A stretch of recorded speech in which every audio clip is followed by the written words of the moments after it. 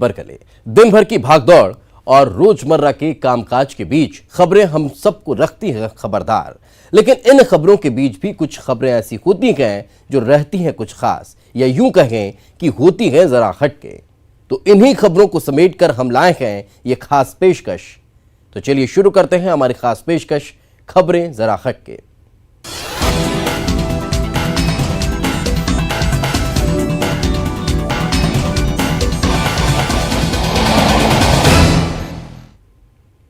अगर मेहनत की जाए तो सफलता जरूर हासिल होती है, यह कर दिखाया है सागर के किसान लक्ष्मी शंकर कुरपे ने।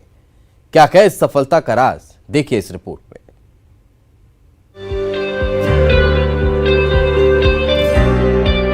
ये है रहरी तहसील के चरौवा के रखने वाले किसान लक्ष्मी शंकर, जिनके पास किसान दूर दूर से सलाह मशवरा लेने आते हैं, और ये सब हुआ इनकी मेहनत की बदौलत।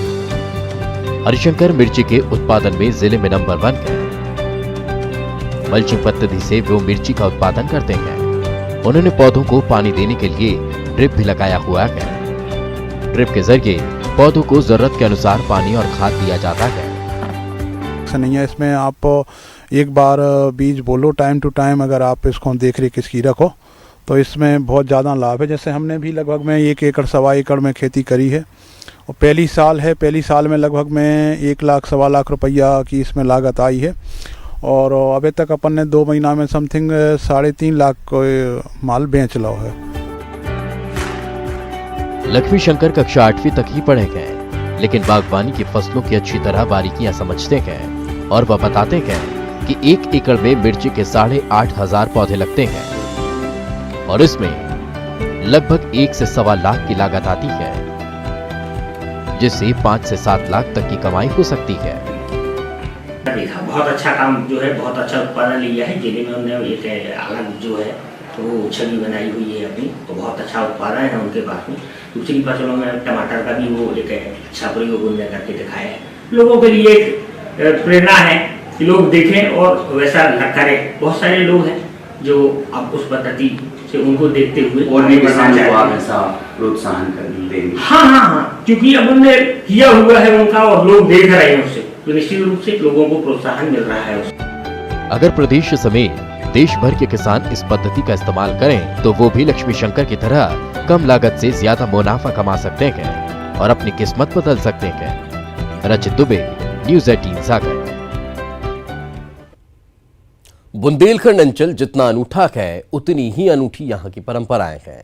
ऐसी एक परंपरा बीते 400 सालों से चली आ रही है, जिसमें फसलों की बम्पर पैदावार के लिए गायों को खेत में छोड़ दिया जाता है। परंपरा के नाम पर कैसी है यह आस्था, देखिए इस रिपोर्ट में।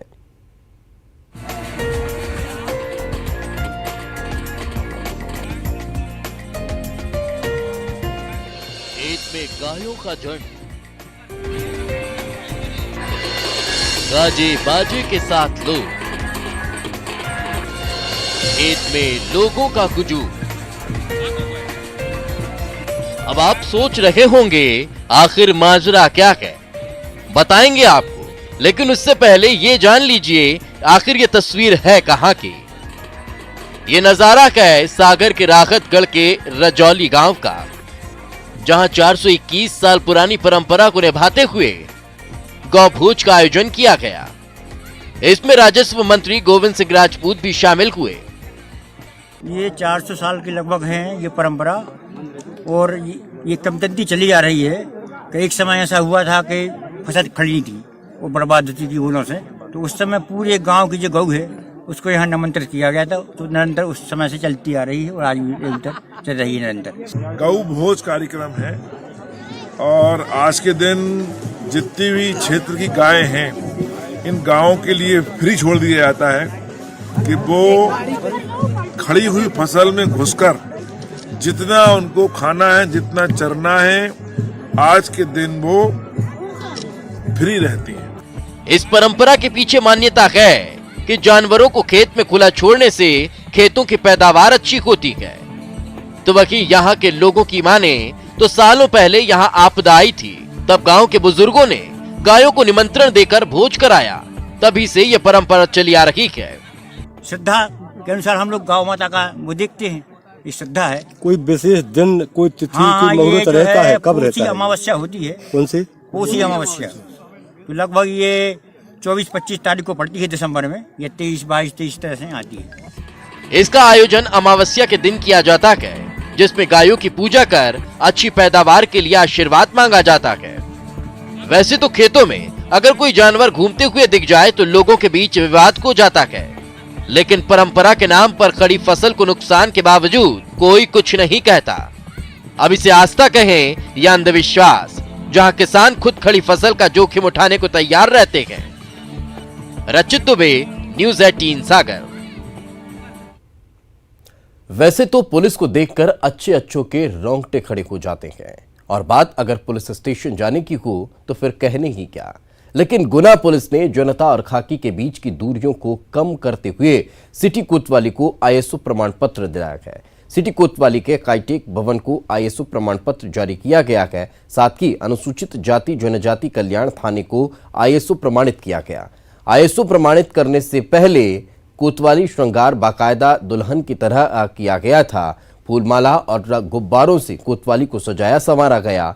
हर एक कक्ष में साज सज्जा का विशेष ध्यान रखा गया। पूरे के पूरे ISO सर्टिफिकेशन मिलने के बाद में जिले भर की पुलिस के अंदर एक नया जो है वो रोमांच आ गया है कि भाई हमें जो है वो इंटरनेशनल स्टैंडर्ड्स में रिकॉग्निशन मिला हुआ है। और सबसे इम्पोर्टेंट बात ये है कि जो वातावरण हम लोग चाहते हैं पुलिसिंग के लिए, वो वातावरण देने के लिए जब हमने एक एग्जांपल रखा हुआ है कि कोतवाली और AJK भी इस तरीके से बन सकता है, तो अब आगे जाके ये पूरा के पूरा टास्क रहेगा जिले भर की पुलिस के लिए कि अपने प्रत्येक थाने को ISO सर्टिफाइड करवाए। लगन लगी के इस काम को करते करते आज जो थाना ISO अवार्ड हुआ है, इस थाने में मुख्यतः जो काम किया गया, सबसे पहले आप सब लोग यहाँ रहते हैं, सबने देखा होगा ये थाने में किस टाइप से रूम्स पुराने बने हुए थे। इधर भी कुछ पुराने रूम्स थे। कांकेर की एक संस्था ने भूखों को भोजन कराने का, उनका पेट भरने का बीड़ा उठाया है। यह संस्था गरीबों को मुफ्त खाना खिलाती है। कैसे चल रहा है ये नेकी का मिशन, देखिए इस रिपोर्ट में।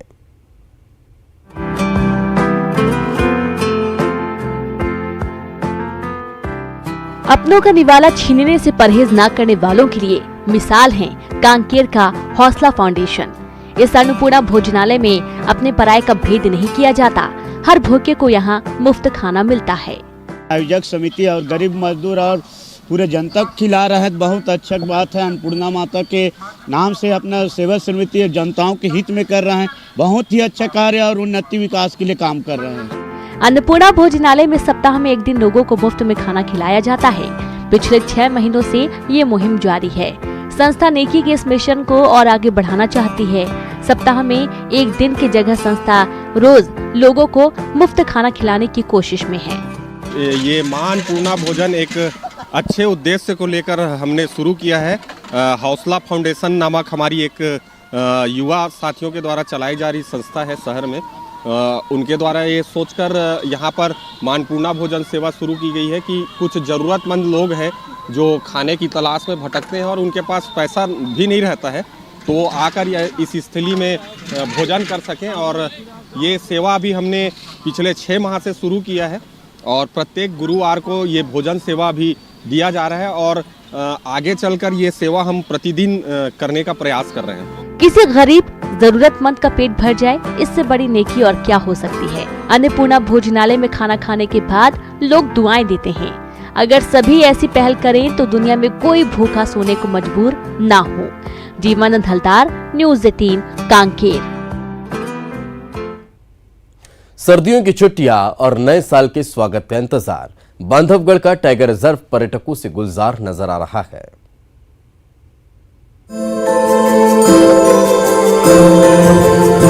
नया साल आने वाला है। हर कोई अपने अपने तरीके से इसका स्वागत करता है। नए साल के स्वागत के लिए उमरिया का बांधवगढ़ टाइगर रिजर्व भी पर्यटकों के लिए तैयार है। स्कूलों की छुट्टियों के चलते यहाँ आने वाले सैलानियों की तादाद भी बढ़ने लगी है। क्या देशी और क्या विदेशी, सबका मन मोह रहा है टाइगर रिजर्व। बांधवगढ़ में आने के बाद लग रहा है कि हमारे पास जो चीजें हैं यहाँ पे, इतना जो अच्छा फॉरेस्ट है, इतने अच्छे मैडोज है, इतने सारे बर्ड्स हैं, इतनी सारे बागों के अलावा इतनी सारी चीज़ें हैं, ये डेफिनेटली इसको इंटरनेशनल स्टेज पे प्रोजेक्ट करने लायक है। I'm a structural engineer and architect, and I'm visiting a friend here in India, and he brought us by chance, unexpectedly, to this reservation, and we came here without any expectations really, but I was blown away by seeing the tigers, the elephants, but also just the trees and the terrain, and I think the staff has done a good job to not only show us around, but also to keep all of it clean and still accessible for tourists. Bandhavgarh tiger reserve में wild life के शौकीनों और film बनाने वालों का भी पसंदीदा स्थान है और यहाँ के वन्य प्राणियों को वे अपना परिवार मानते हैं। दूसरी तरफ पर्यटकों की संख्या से प्रबंधन भी गदगद है। हम लोग की कई बार यहाँ पर विजिट हुई है और हमारे लिए स्पॉटी डॉटी मोहम्मद ये नाम अब ऐसे मालूम पड़ते हैं जैसे फैमिली मेंबर्स हैं। वही टाइगर्स को बार बार देखना, हर बार देखना, फिर भी मन नहीं भरता है। तो इन टाइगर्स के जरिए हमें लगता है कि हम अपने परिवार से मिलने आ रहे हैं यहाँ पे। हैं कि दिसंबर के लास्ट में 25 दिसंबर के बाद न्यू ईयर तक जो है बच्चों की छुट्टियाँ भी रहती हैं और कोर्ट की भी छुट्टी रहती है, तो काफ़ी टूरिस्ट जो है बांधवगढ़ टाइगर रिजर्व आते हैं और इस समय में काफ़ी रश भी रहता है। तो अगर आपकी भी छुट्टियां हैं और वन्य प्राणियों से मोहब्बत है तो नए साल का स्वागत टाइगरों के साथ करिए और पधारिए बांधवगढ़। विजेंद्र तिवारी, न्यूज़ 18 उमरिया। तो गुजरात के गांधीनगर से एक युवक साइकिल से निकला है शहर शहर संदेश देने, ताकि देश का पर्यावरण बचा सके। सिंगल यूज प्लास्टिक पर प्रतिबंध लगाने के अभियान से न सिर्फ सरकार और संस्थाएं पहल कर रही हैं, बल्कि अब इस मुहिम से आम लोग भी जुड़ रहे हैं और लोगों को पर्यावरण बचाने का संदेश दे रहे हैं। ऐसे ही एक मुहिम पर मुरैना के ब्रजेश शर्मा भी निकले हैं, जो साइकिल से पूरे देश की यात्रा कर रहे हैं और लोगों को सिंगल यूज प्लास्टिक का इस्तेमाल नहीं करने की सलाह दे रहे हैं। मेरा उद्देश्य लोगों को जागरूक करना है single use plastic free India के लिए, कि लोग सिंगल यूज प्लास्टिक को छोड़ें, कि उससे पर्यावरण को क्या नुकसान है, जीव जंतुओं को क्या नुकसान है, जलीय जीव जंतुओं को क्या नुकसान है, और जो ज़मीन जो बंजर हो रही है, जो सबसे ज़्यादा ज़मीन पॉलीथीन के कारण बंजर हो रही है, तो इसके बारे में मैं लोगों को स्कूल्स, कॉलेज और यूनिवर्सिटी में अवेयर करता हूँ, बच्चों को जाके मोटिवेट करता हूँ। ब्रजेश शर्मा अब तक 6600 किलोमीटर की साइकिल यात्रा कर चुके हैं। इस दौरान 1,82,000 बच्चों और नागरिकों को जागरूक कर चुके हैं। गांधीनगर गुजरात से यात्रा आरंभ कर अब वह सागर से भोपाल होते हुए महाराष्ट्र एवं दक्षिण की यात्रा पर निकले हैं। ब्रजेश अपने इस नेक उद्देश्य में सफल हों और देश प्लास्टिक मुक्त हो, यही कामना हम सबकी है। रचित दुबे, न्यूज़ 18 सागर। यदि आप खाने के शौकीन हैं तो भोपाल के मिंटो हॉल चले आइए। यहाँ आप शाही व्यंजनों का लुत्फ उठा सकते हैं। स्वाद के शौकीनों के लिए यहाँ the royal cuisine food festival का आयोजन किया गया है, जिसमें आपको प्रदेश के शाही व्यंजनों के लजीज स्वाद का जायका मिल सकेगा। देखिए रिपोर्ट।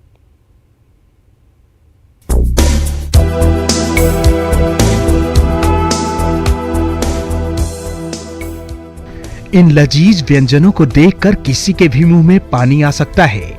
आप अगर इन व्यंजनों का स्वाद लेना चाहते हैं तो राजधानी भोपाल के मिंटो हॉल चले जाइए, जहां the royal cuisine food festival चल रहा है। इस फेस्टिवल में 10 राजघरानों के 60 से ज्यादा शाही व्यंजन परोसे जा रहे हैं। फेस्टिवल की शुरुआत सीएम कमलनाथ ने की।